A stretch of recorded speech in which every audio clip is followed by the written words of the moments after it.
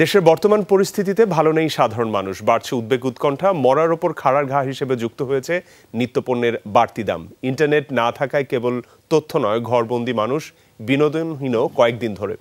সব মিলিয়ে অস্বস্তিতে সাধারণ মানুষ। এই অবস্থায় দ্রুত পরিবর্তনের তাগিদ দিচ্ছেন বিশ্লেষকরা। দেশ জুড়ে চলছে কারফিউ, প্রশাসনকে সহায়তায় মাঠে সেনাবাহিনী। রাজধানীর গুরুত্বপূর্ণ পয়েন্টে চলছে তল্লাশি। রাস্তায় সাধারণ মানুষ নেই বললেই চলে, যারাও বেরিয়েছেন নেহায়েত বাধ্য হয়ে জরুরি কাজে। এত নিরাপত্তা, তবু গত কয়েকদিনের ঘটনায় ভুক্তভোগী মানুষের মনে এখনো ভয়, আতঙ্ক।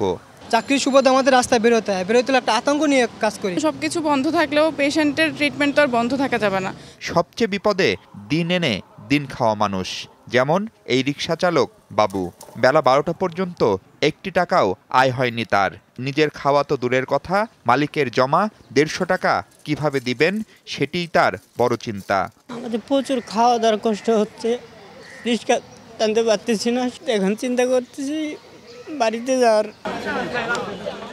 আগে থেকেই লাগামহীন দ্রব্যমূল্যের পাগলা ঘোরা, কারফিউয়ের অজুহাতে তা আরেক দফা নাকানি চুপানি খাওয়াচ্ছে সাধারণ মানুষকে। যদিও খাদ্যপণ্য পরিবহন কারফিউয়ের আওতামুক্ত।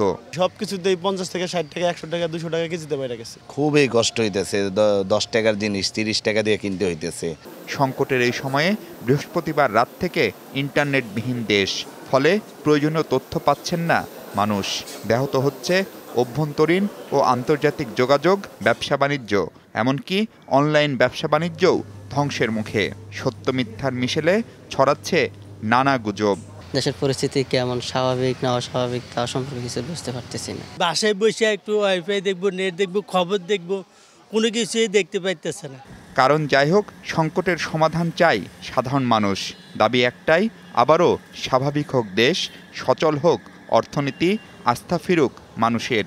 সেই সাথে সব ধরনের হত্যাকাণ্ড আর সহিংসতারও বিচার চান তারা। আগে দেশটা যেরকম ভালো ছিল, অনেক এরকম ভালো আমরা সবাই চাই। আমরা অনুরোধ করি খুব শীঘ্রই জানি আমরা শান্তিভাবে বসবাস করতে। মেন এন্টারপ্রেনিয়রশিপ বলেন, আপনি অন্যান্য ফ্রিল্যান্স জবগুলো বলেন, সেগুলো তারা করতে পারছে না। এই মুহূর্তে সব কিছু স্থবির হয়ে আছে। ফলে কত মানুষ যে অর্থনৈতিকভাবে ক্ষতিগ্রস্ত হচ্ছে, সেটা খুব দ্রুত সময়ের মধ্যে কাটিয়ে তুলতে হবে, নয়তো বেকারত্বের প্রভাব কিন্তু আরও বেশি পড়বে। প্রত্যাশা, সংকট কাটিয়ে আবারও স্বাভাবিক ধারায় ফিরবে দেশ, দেশের মানুষ। পরিস্থিতি যাই হোক, এই অবস্থা দ্রুত অবসান চান সাধারণ মানুষ। তারা বলছেন জীবন ধারণ দিনকে দিন কঠিন হচ্ছে তাদের, আর তাই সরকার, দায়িত্বশীল কিংবা সব রাজনৈতিক পক্ষ তাদের কথা যেন ভাবেন, কারণ শেষ পর্যন্ত দেশটা মানুষের জন্য।